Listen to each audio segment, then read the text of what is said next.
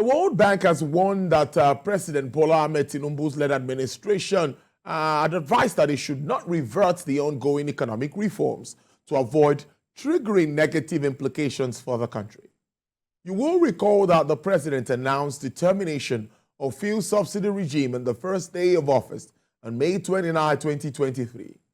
He followed it up with the abolishment of the multiple exchange rate system some weeks after. However, the two policies, among others, initiated by the incumbent government, have plunged many citizens into excruciating hardship as prices of petrol, food, and other household commodities continue to accelerate, resulting in hyperinflation.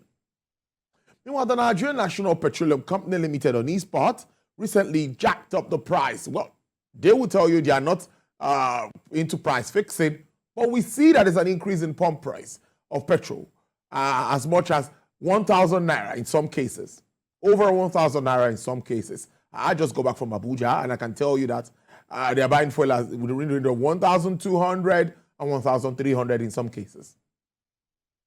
Many Nigerians have continued to appeal to President Bola Tinubu to revert some of these policies to provide relief for the suffering of the masses.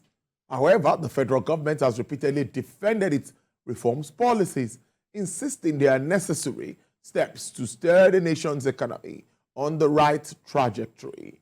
I have, starting the week with us on Business Nigeria, the Group Chief Executive Officer, founder, Cowrie Assets Management Limited, Mr. Johnson Chukwu. Good afternoon. It's good to start the week with you on the program. Thank you for your time. Good afternoon, Tolu, and thank you for having me. I think I want to start taking you to that speech by the Vice President of the World Bank. Had he said that there was a disconnect at a particular time, that Nigeria was into some beautiful reforms like this one, but it got to a point where things turned around, and that's why we find ourselves where we are. But it's now saying that Nigeria should stay the course this time around. 10 years is not just tomorrow, and you're saying that we need to wait between 10 or more before we start to see the full impacts of these reforms being taken on by this administration. What is the understanding? Take us back. Let's understand, where did we start to get it wrong? Okay, so if you listen to the World Bank Vice President's speech, he referred to the era of Obasanjo's government. I think he particularly referred to the period between 2003 and 2007. Yes. And he said it stretched up in some parts of Yar'Adua and Jonathan's government. But then there was a reversal of some of those policies. For instance, the issue of privatization, the sale of the refineries was reversed. And we realized that in subsequent administrations, most of the policies of the Obasanjo government were reversed. But now we're talking of two different eras. One, during the Obasanjo era, we built a reserve, we had a reserve, and we kept the exchange rate within a reasonable range. And because there was no major shift in exchange rate, inflation rate was managed. At that period, we saw an economic growth rate of in the region of 7.5% average. And then those people were complaining of what they call jobless growth. But we know that wealth was being created. We saw institutional consumer credit came into this country. Again, we saw people could buy cars, buy household items on credit. Jobs were being, employment was being created through the opposition. Political opponents had their claim that there was a jobless growth, but the economy was growing. And then we saw foreign investment coming. We saw a lot of foreign direct investors coming. We know the likes of P&G, Procter & Gamble came into the country during the Obasanjo's government. We saw expansion in the likes of the breweries. Ahmad breweries were built. We saw expansion in virtually every segment of the economy. Nigeria became an attractive destination for foreign direct investors. We built reserves after paying off our national debt to the Paris Club. So, but like I said, we're not living with two different eras. And what is missing today is that the government must recognize that the peculiarities of the economy today are different from the era of that period. And we need to take additional measures to cushion the impact of the current economic situation, cost of living crisis on the most vulnerable in the society. We need to restart productive activity in the economy. We've seen a lot of exit of foreign direct investors from the economy. We've seen a collapse of the agricultural sector. Agriculture grows down in the region of 1.4%.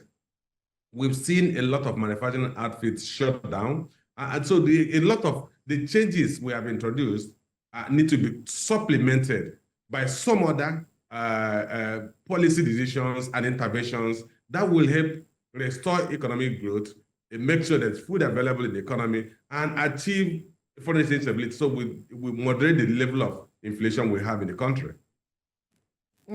It's a good way to start it, Mr. Johnson Chukwu, but that's part of staying longer. So when we are able to address part of the fallout, then you mean we're going to have the capacity to stay longer? Is that what you're saying? Okay, yeah, let me tell you, let me put it this way. Yes, the please. idea of staying long, staying 10 to 15 years, which the World Bank Vice President alluded to, had to be put in context. Yes. Of course, if you stay 10, 15 years, what he's saying in effect that for you to have meaningful traction in your economic policy reforms, there's a gestation period. And that gestation period could end between 10 and 15 years. But like I said, if we just do the reforms and we do not support it with some other critical factor that will ensure that the economy changes its current nomenclature, then even if we stay for 50 years, we'll still be in the same direction, in the same position. And that's the crux of my own intervention in this issue, on this issue. Let me give you an instance. Today, the economy is not producing. So even if you continue with these policy reforms for the next 10 years and you do not stimulate the productive sector of the economy, you're going to end up with where you are today. You're still going to end up with no inflow of foreign capital on a long-term basis. You're still going to end up with a non-diversification of your foreign exchange earning source. And so first and first, what does government need to agree on what we need to do to stimulate the private sector, particularly the small and medium-scale enterprises, to be the engine room for economic productive activities like we have in India, like we have in China, so that this sector will begin to produce those goods that we currently are importing, and then we achieve at the minimum import substitution. Secondly, we need to encourage the small and medium-scale enterprises to begin to upscale their value addition, such that we'll begin to add values to goods that are produced locally, not just for local consumption, but possibly for export. And that's when you diversify your foreign exchange earnings. And that's when the policy direction of let's liberalize the foreign exchange market will begin to gain traction, will begin to change the structure of your economy. Remember, the primary logic behind liberalizing your exchange and having a weak currency is that it stimulates export and discourages import.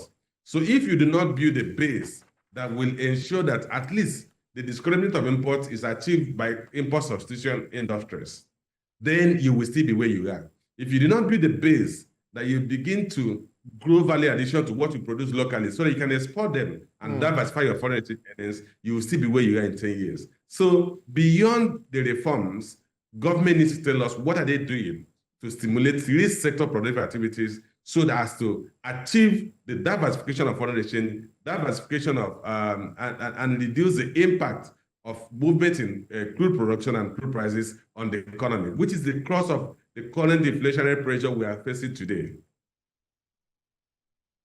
The last speech, that was after the Independence Day celebration, I think, was for Independence celebration. The president came out to tell Nigerians that debt service has also reduced remarkably, I think from about 90-something% now to about 67 or 68%. Also, he said that more revenue is coming into for government. I think half of the year was about 9.1 trillion naira, if I'm sure.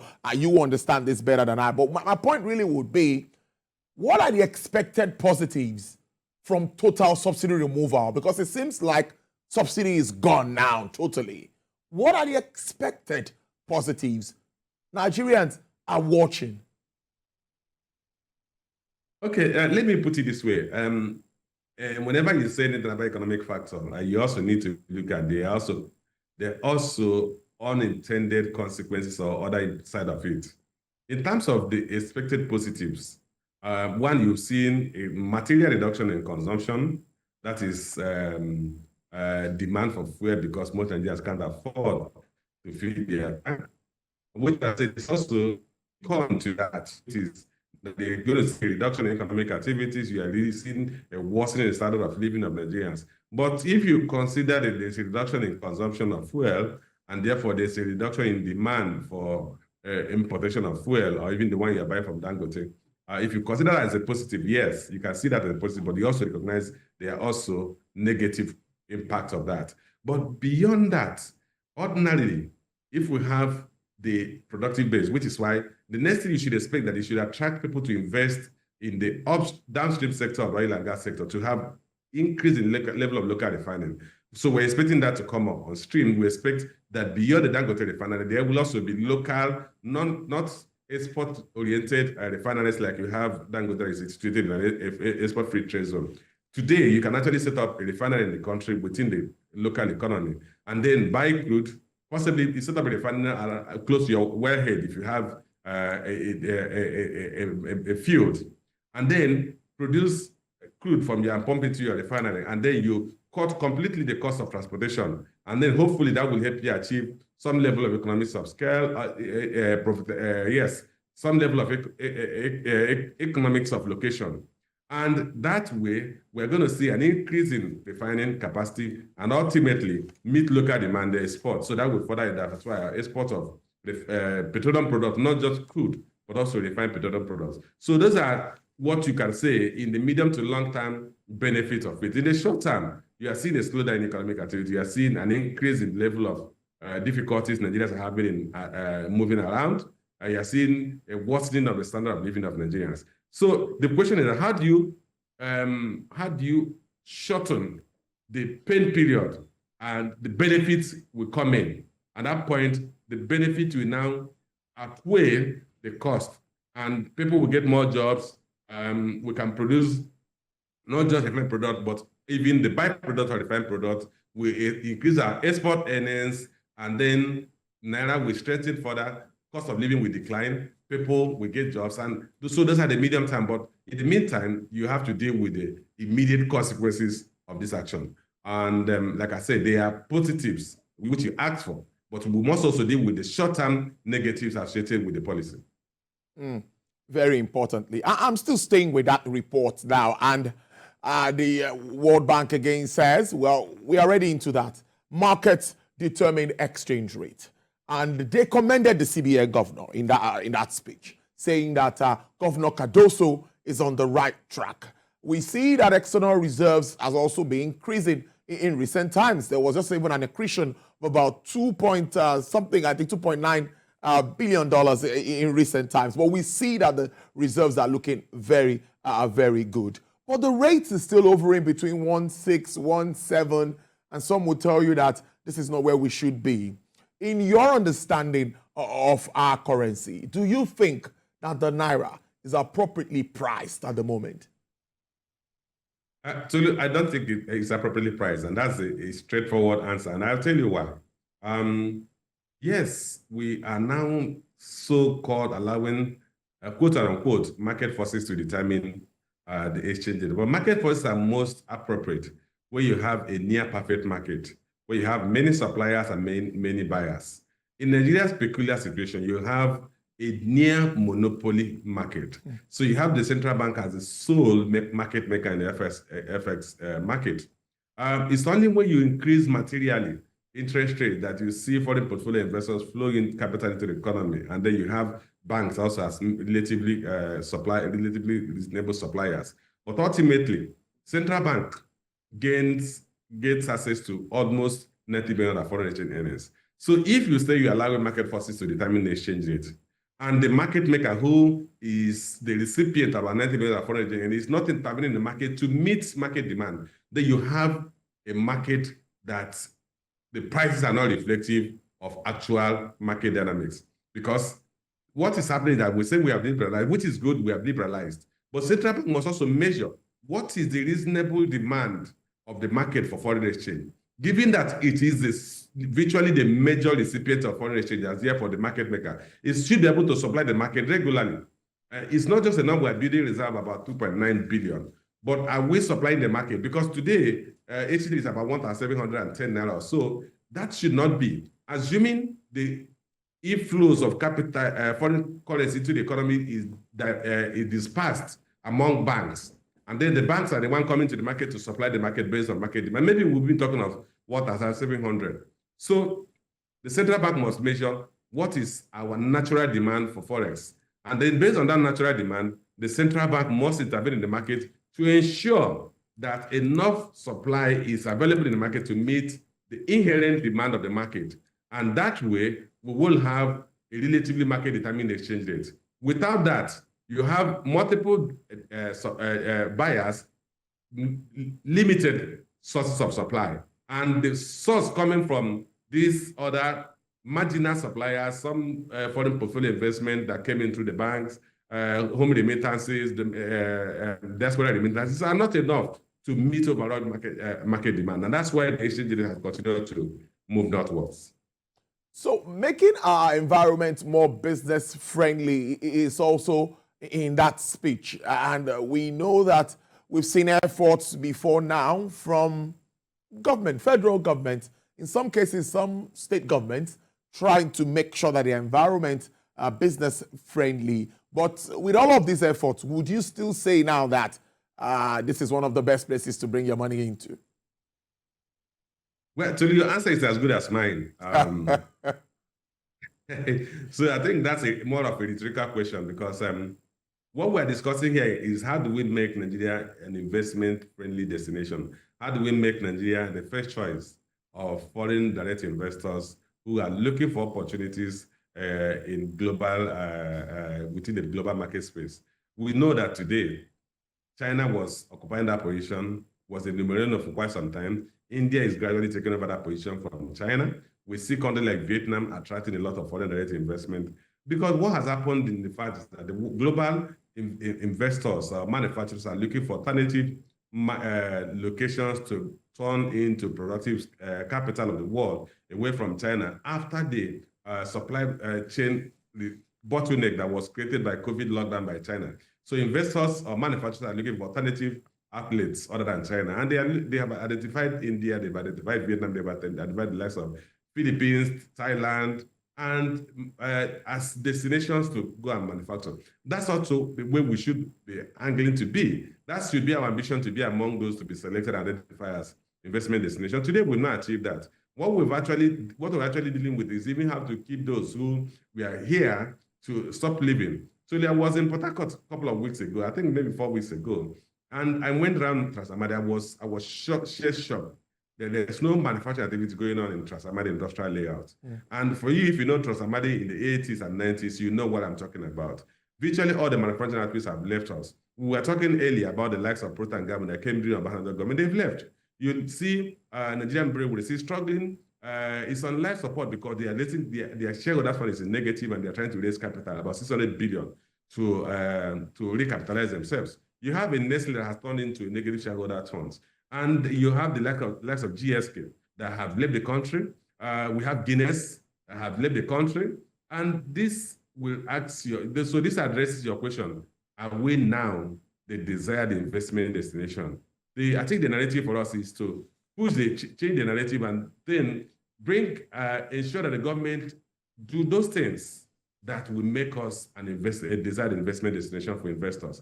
Today, we seem to be in the underside of the fence, where investors are worried about continuing their investment in the country. But that shouldn't be the case, because we bought some of the best opportunities anywhere in the world that should attract to turn us into an investment destination. We just need to get the policy environment right. Finally, Mr. Johnson Chukwu, interesting conversation, I must say. Before I let you go today, the IMF, World Bank spring meetings starting up already, and of course, a lot of plenary sessions, discussions everywhere. I don't think this is just a talk shop, because this meeting is very important. Let's focus on the poverty eradication, economics, and investments. What do you think conversations will be around this? Well, I think when you talk of poverty eradication, the World Bank, with this putting its satellite on countries like Nigeria, has taken over as the poverty capital of the world, which unfortunately the IMF vice president alluded to in his speech, that given the side that India used to occupy that unenviable position. But unfortunately, we've taken over that from India. India is about a population of about 1.4 billion, just about 5 times our population. And then we have more people who are living in multi-dimensional poverty than any other country in the world. So the question the World Bank will be asking, what kind of support can we provide to countries like Nigeria, countries like Congo Democratic Republic, countries that actually increasing the number of people in extreme poverty. And a lot will depend on what those countries do internally. I think the starting point for us is that how do we restore agricultural production in the country? How do we make sure that farmers in the agricultural base of this country, the North Central, the Northeast, and the Northwest, go back to their farms by addressing the issue of insecurity so that we can produce enough food to at least feed ourselves. That way we will reduce the level of poverty. And then we now deal with the issue of inflation rate that came at a rate of 32.7%. So we need to drive that inflation so as to further reduce the cost of living. And I think the basic thing you look at is that what the most critical thing is that people are living on less than $1.9 a day. And we currently occupy that, like I said, the unenviable position in the global space, in the entire world. So let's even start from what we can do for ourselves before we ask for what the World Bank and IMF can do to support us. I must thank you so much for your time, Mr. Johnson Chukwu, is the Group Chief Executive Officer, Kari Asset Management Limited. Thank you. Have a productive week. I appreciate your time. Thank you for having me.